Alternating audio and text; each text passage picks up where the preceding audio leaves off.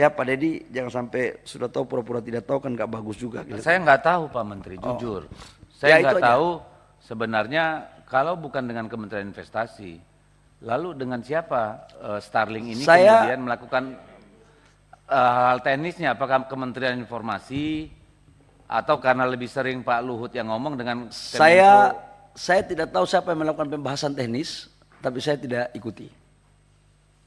Oke, biar clear ya.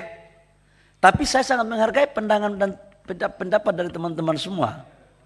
Nggak ada Jadi koordinasi, Pak. justru nggak clear Pak. Kalau Pak Bahlil nih, kawan saya yang baik ini bilang Kementerian Investasi nggak terlibat, saya nggak tahu mereka itu urusannya dengan siapa. Karena kan Starlink ini nggak baru Pak, sudah lama.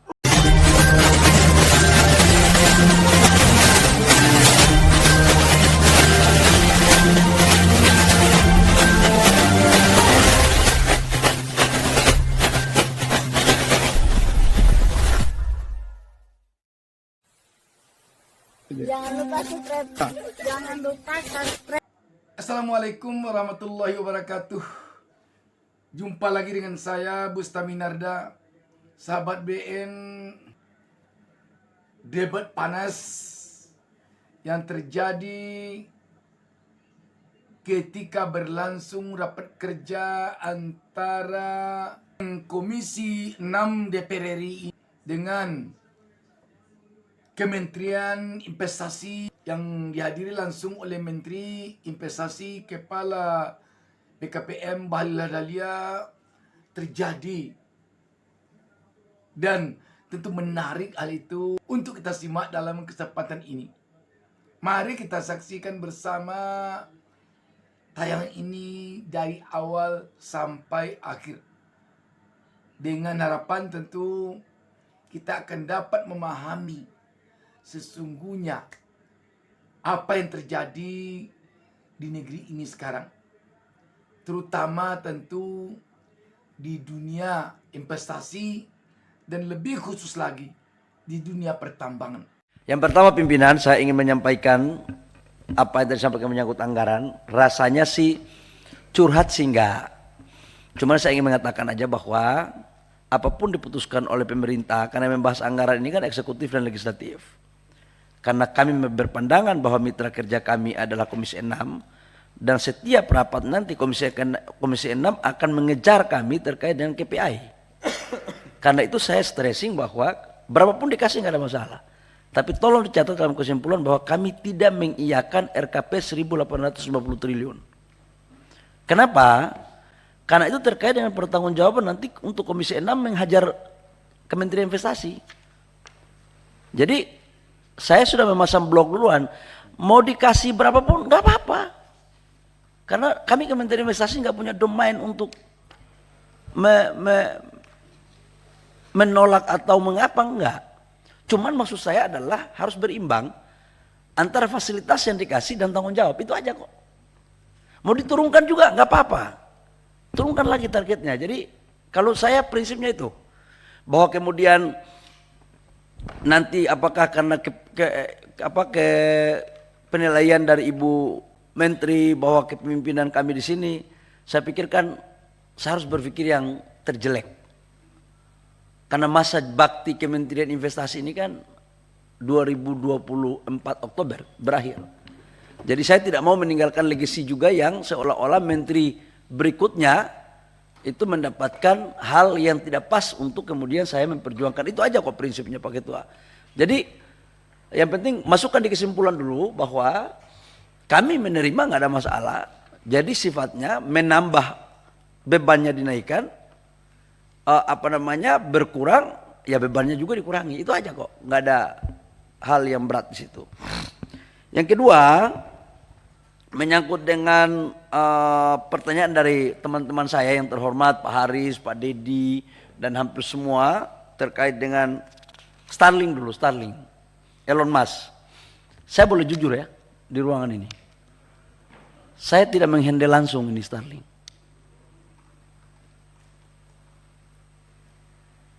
Saya juga tidak pernah,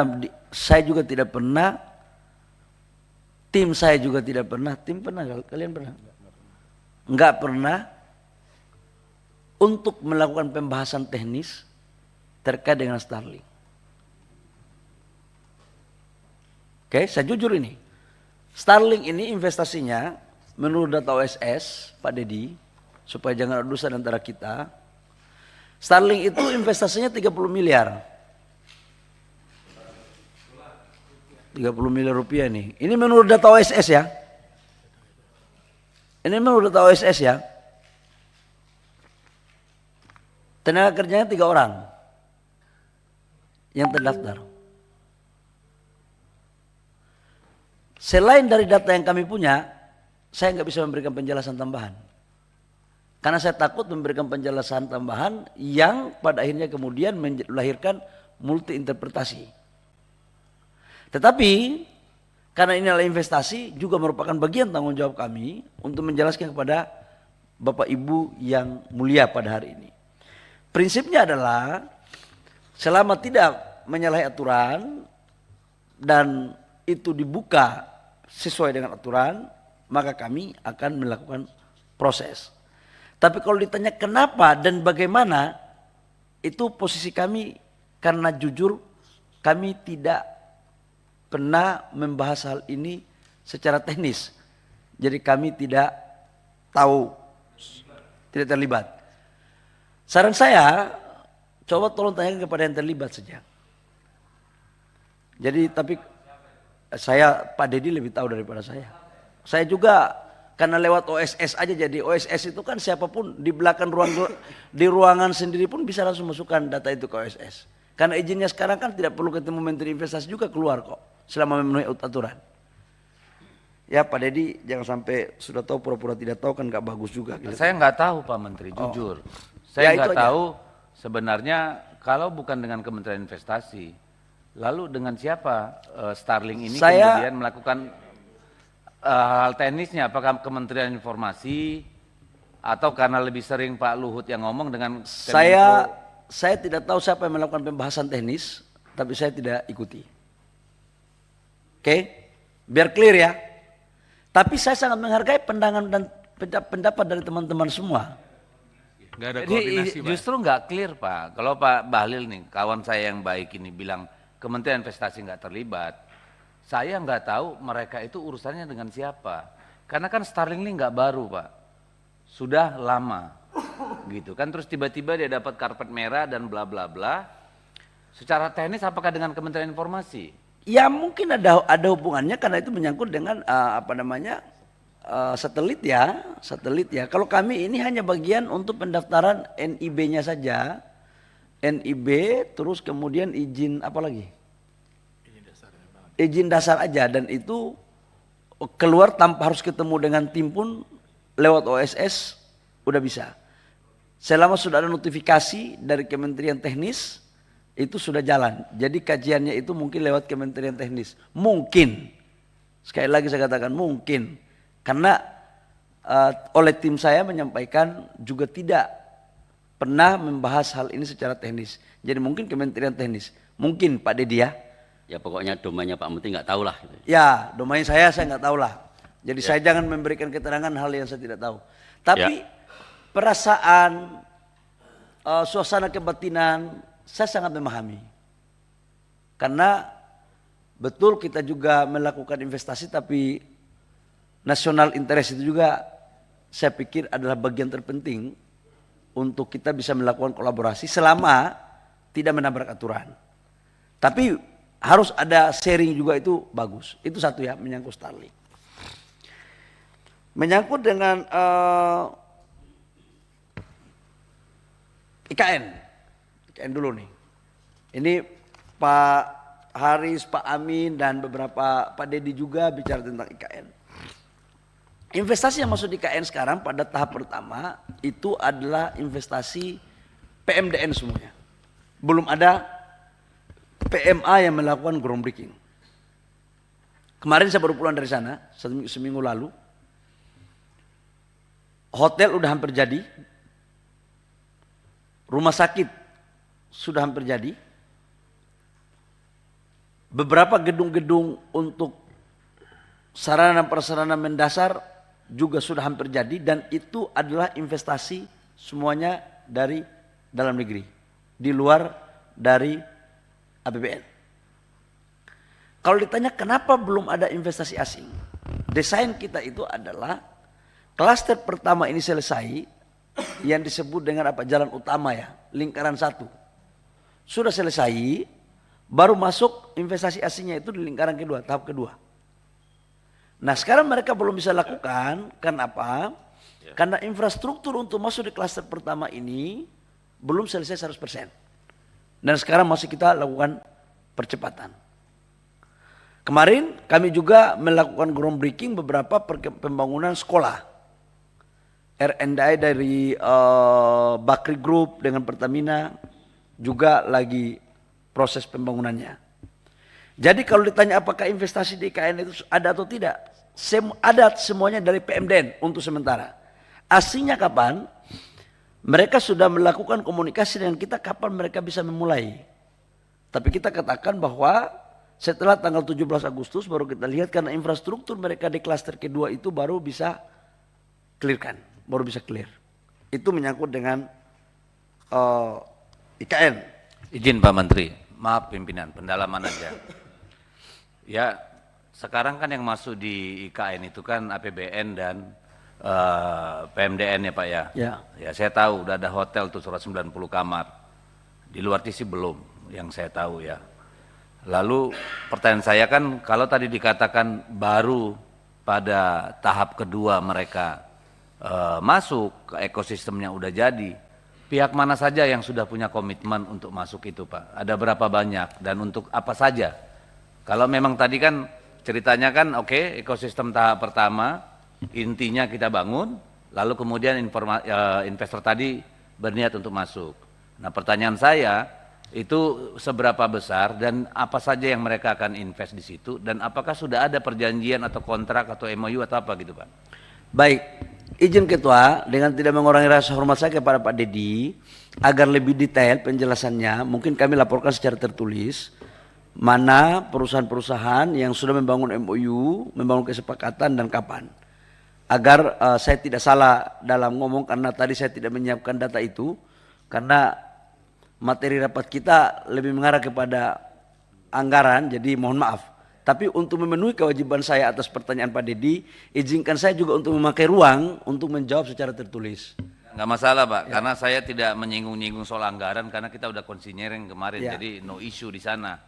Ya, saya menghargai, tapi juga karena ada ruang yang saya bisa pakai untuk jawab tertulis, jadi mohon juga kalau bisa diizinkan Pak Dedi ya, supaya bisa kalau perlu nanti Pak Menteri, kalau perlu nanti kita bahas secara khusus. Boleh sambil makan, informal, tapi serius boleh.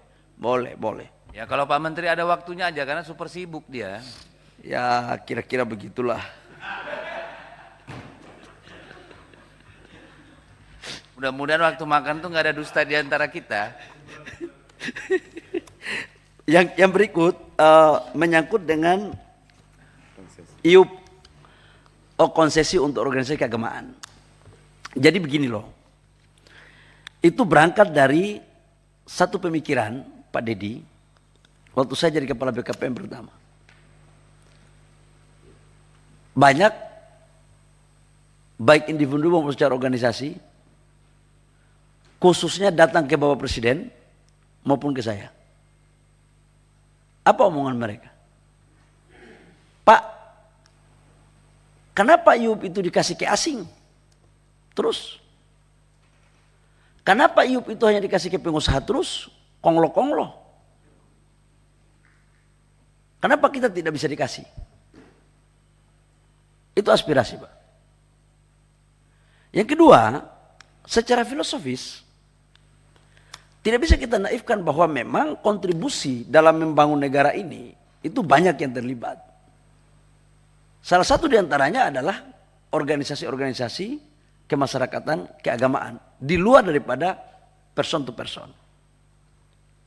Bagaimana sejarah kita tentang Serikat Islam, bagaimana beberapa tokoh-tokoh lintas agama kita juga melakukan perjuangan. Dan jujur, saya harus mengatakan bahwa pada garda terdepan itu banyak orang, tapi salah satu diantaranya adalah organisasi-organisasi keagamaan ini. NU Muhammadiyah, tokoh-tokoh gereja, tokoh-tokoh dari Buddha, Hindu. Tidak hanya pada konteks memerdekakan bangsa, tapi untuk mempertahankan kemerdekaan bangsa ini juga, mereka pada posisi garda terdepan. Bagaimana agresi militer pada tahun 48. Yang memberikan fatwa jihad. Itulah para ulama-ulama yang tergabung dalam organisasi itu. Kalau tidak ada fatwa itu belum tentu kita ini merdeka seperti sekarang kok. Pada saat konflik di Ambon, Pak Dedi, yang memediasi apa? Tokoh-tokoh agama-agama saudara-saudara kita agama Kristen dengan tokoh-tokoh dari agama Islam. Konflik di Poso. Izin Pak Enggak, Menteri. saya harus potong. jelaskan ini. Saya dikasih waktu juga. Saya harus potong sedikit Pak Menteri, pimpinan melalui pimpinan. Reasoningnya saya nggak keberatan Pak. Ya, kita tahu semua tidak hanya NU juga berkolaborasi dan berkorban untuk bangsa ini dalam semua tahap revolusi kita. Tadi pertanyaan saya kan bukan soal setuju nggak setuju NU. Penjelasan Bapak di berbagai media saya sudah terima dan saya tidak ada keberatan soal itu. Yang menjadi pertanyaan saya kan di luar mereka juga banyak yang berkontribusi untuk bangsa ini. Saya ini berkali-kali ditemui oleh pimpinan. apa namanya? Saya mengerti, saya akan masuk ke sana. Boleh nggak saya dikasih kesempatan untuk memberikan Oke, penjelasan? silakan Pak, tapi maksud saya itu Saya kalau mengerti, disentuh. saya akan masuk ke situ Pak Dedi. Kan Bapak Ibu anggota DPR juga kan dalam memberikan pertanyaan kan ada prolog filosofisnya. Masa saya nggak boleh? Boleh izin Pak Dedi, sahabat saya, kalau sudah saya diizinkan saya mulai lagi. Gitu. Jadi apa yang saya mau sampaikan,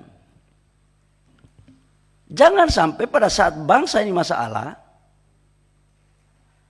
tokoh-tokoh ini dikedepankan untuk menyelesaikan masalah. Pada saat bangsa ini dibagi-bagi sumber daya alamnya, mereka ini jadi penonton. Itu landasan filosofisnya. Landasan konstitusionalnya adalah pasal 33. Dan pemerataan, keadilan. Aspek demokrasinya itu harus ada civil society yang kuat. Dan bangsa ini tidak bisa hanya kita berbicara tentang pertumbuhan ekonomi. Tapi pertumbuhan ekonomi yang kuat juga harus dibarengi dengan pertumbuhan karakter bangsa yang kuat. Dan itulah peran tokoh-tokoh agama. Itu kira-kira. Nah kaitannya dengan itu pasti ada landasan aturannya. Orang banyak mempersoalkan waktu di awal PP ini dibuat ada aturannya enggak? Teman-teman, Bapak Ibu semua yang mulia pasti lebih paham daripada saya tentang undang-undang. Mekanisme proses pembuatan PP itu dilakukan lewat mekanisme rapat koordinasi antar kementerian teknis. Dibahas prosesnya. Setelah itu dirataskan. Baru keputusan di atas itu lahirlah PP. Dan dasar daripada PP sebagai pohon gantungannya itu adalah pada perubahan Undang-Undang Minerba pasal 6 ayat 1 J. Nah sekarang pertanyaan, kenapa organisasi kemasyarakatan keagamaan duluan? Kan itu yang menjadi, jadi kita berikan prioritas kepada mereka sebagai awal dulu.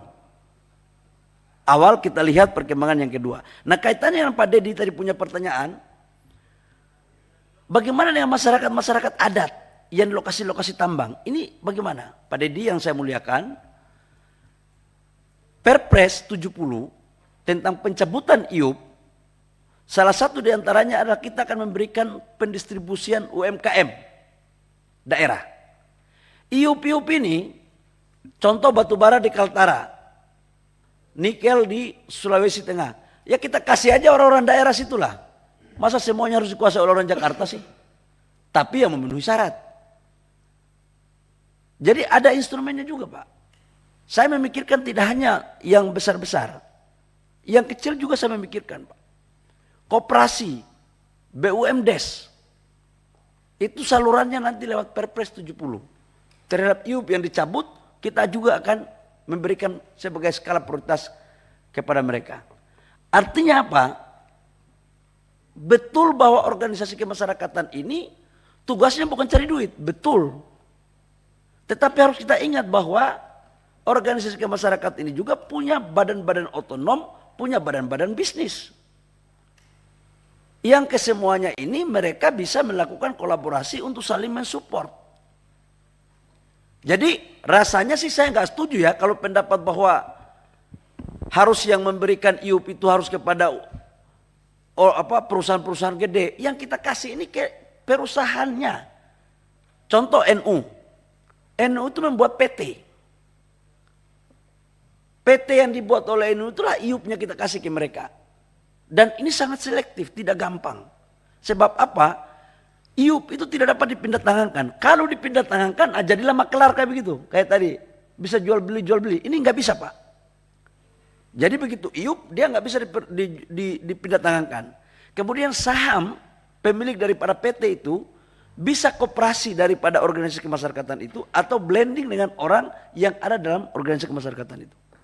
Dan organisasi kemasyarakatan sekarang, jangan kita berproses seperti dulu-dulu. Mereka ini kadernya bagus-bagus kok. Sudah ada juga yang pengusaha-pengusaha gede, ada juga uangnya. Jadi kalau kami berpandangan Pak, selama ini kita lakukan sesuai dengan kaidah norma dan mereka jaga lingkungan, jaga pajak, bayar pajak, kenapa tidak? Berikut juga ada pertanyaan. Loh mereka kan tidak punya spesifikasi di tambang. Bapak Ibu semua, saya ini kan mantan pengusaha tambang lah.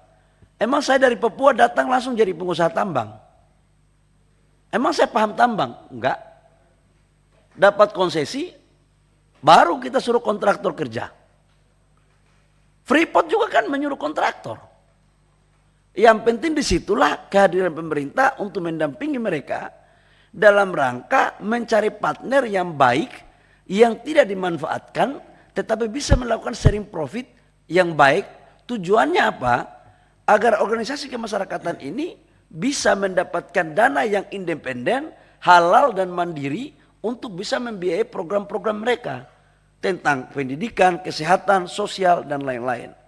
Saya pikir itu Pak kira-kira garis besarnya. Baik. Nanti hal-hal teknisnya nanti pada saat pertemuan kita di rapat informal. Sedikit pimpinan. Silakan. Ini kan sangat penting Pak. Bapak punya komitmen untuk organisasi di luar organisasi keagamaan juga akan dapat Pak ya. Sorry, tadi yang itu untuk UMKM. Gini, saya kalau UMKM ini Pak terserah lah, tapi saya nggak terlalu ini kalau UMKM, ujungnya kan nanti pendana juga. Saya bicara tentang organisasi Pak, kelompok masyarakat. Misalnya tadi saya katakan, Legiun Veteran itu sekarang semua hidupnya merana Pak. Saya banyak bertemu mereka. Apakah kelompok seperti ini juga tidak perlu kita perhatikan? Khusus di Kalimantan misalnya, itu masyarakat yang berkorban ketika konfrontasi dengan Malaysia. Kalau saya ke Dapil, kalau saya ketemu, pasti mereka mempertanyakan juga. Negara tidak pernah lagi memberikan kepada mereka insentif bulanan atau apapun. Padahal mereka sudah tua-tua. Ini kan kelompok masyarakat yang kalau mengikut apa yang Bapak tadi katakan, berjuang untuk Republik ini mempertaruhkan nyawanya. Lalu yang ketiga, masyarakat adat Pak.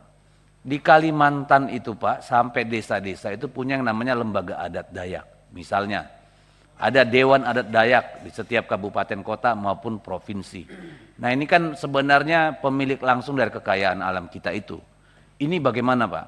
Karena kalau larinya ke UMKM lagi, mohon maaf Pak, bukan saya prejudice Pak ya, kita sudah mengalami. Apakah itu koperasi, UMKM, ujung-ujungnya di belakang kan bohir juga Pak, larinya ya. Nah ini gimana Pak? Saya butuh, karena kan mereka bertanya, ketika saya Kundapil mereka tanya, Pak itu ormas keagamaan kami ini gimana gitu, Dewan Adat Dayak yang APBD-nya nggak ada ya. Kan mereka juga perlu mempertahankan, melestarikan budayanya Pak. Karena kalau di sana itu ada masalah, mereka nggak ke polisi Pak, tapi ke Dewan Adat. Nah ini gimana memperlakukan mereka gitu. Kan ini nanti takut saya menimbulkan kecemburuan sosial. Di daerah mereka ada NU mendapat konsesi, mereka di pinggiran hanya nonton Pak. Nanti kan ini jadi potensi konflik. Itu yang menurut saya perlu dipertimbangkan. Jadi kalau setelah ormas keagamaan, dewan-dewan adat yang ada di tempat-tempat itu sebagai penghasil tambang, bagaimana memperhatikan mereka? Ini cuma CSR. CSR itu pun biasa diambil sama kepala daerah, Pak. Rakyat tuh nggak dapat apa-apa, Pak. Itu yang saya maksud. Makasih. Oke, Pak Dedi. Baik. Saya gini, sedikit pimpinan. sebentar. Jadi mungkin concernnya Pak Dedi tadi itu betul, Pak Bahlil. Dicatat saja, pada gilirannya juga menjadi concern kita. Kan kita tadi bilang ada diskresi. Nah, diskresinya tolong diperhatikan dari masyarakat adat atau veteran dan sebagainya. Silakan Pak. Saya mungkin Iya, izin sedikit. menyangkut ini lagi. Yes. Oh, Oke. Jadi Pak Menteri, yang saya persoalkan bukan jasanya NU terhadap Republik ini. Udah jelas kalau itu. Republik ini berdiri atas perjuangan para kiai dan santrinya NU. Sehingga ketika itu kemudian ada bagi-bagi dan mereka dapat, ya, menurut saya masih bisa dimengerti dengan mudah. Pertanyaan saya tadi, apakah benar ini satu diskresi? Dan apakah benar Pak Bahlil punya kewenangan untuk memberikan diskresi ini? Karena kita tahu sebelumnya kan ada pernyataan yang clear bahwa izin tambang tidak boleh dibagikan tapi dilelang. Ini yang pertama. Yang kedua, izin tambang hanya boleh diberikan oleh Kementerian SDM. Nah, ini yang menjadi concern saya. Kalau memang ini sesuai kewenangan segala macam dan memang seperti yang tadi Pak Bahlil katakan, mereka punya lembaga yang mengelola secara profesional sehingga mereka mendapatkan dana untuk membiayai aktivitas mereka, oh ini tidak ada masalah sama sekali. Terima kasih. ya baik. Silakan. Kalau gini, Singkat aja Pak Menteri biar cepat. singkat aja. Diskresinya Pak, kita itu atas arahan, kita godok antara saya sama Menteri SDM, kita lihat inventarisir mana organisasi kemasyarakatan yang menjadi prioritas, kemudian kita laporkan kepada Bapak Presiden. Setelah itu baru diputuskan. Jadi posisinya adalah masih posisi seperti sama. Kalau SDM itu bahan hulunya di atas, IUP-nya baru di kami. Kalau WUPK-nya tetap berkoordinasi dengan Kementerian SDM. Jadi normalnya seperti biasa saja. Jadi nggak ada yang tumpang tindih di sana. Dan apalagi ini kan masuk dalam Satgas. Dan Satgas itu adalah ketuanya saya, kemudian anggotanya Pak Menteri SDM. Kami sama-sama kok memutuskan sama-sama. Baik.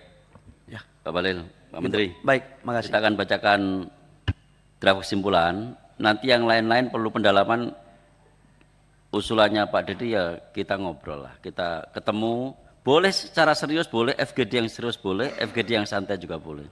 Masa sampai akhir periode nggak pernah begitu sih, ya Pak Dedi ya? Nggak pernah makan. Ya. Pimpinan, tadi pertanyaan saya belum dijawab. Apalagi? Data halaman 2 sama 3 itu loh Pak, tentang realisasi investasi. Betul. Pak, mohon maaf Pak Amin, mohon maaf. Itu menyangkut dengan halaman 2 dan 3. Pak Amin, mohon maaf, saya lupa tadi.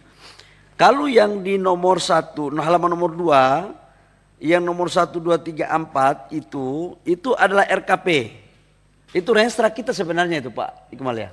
Ini renstra kita Pak. Renstra, kemudian di atas renstra itu ada arahan Bapak Presiden.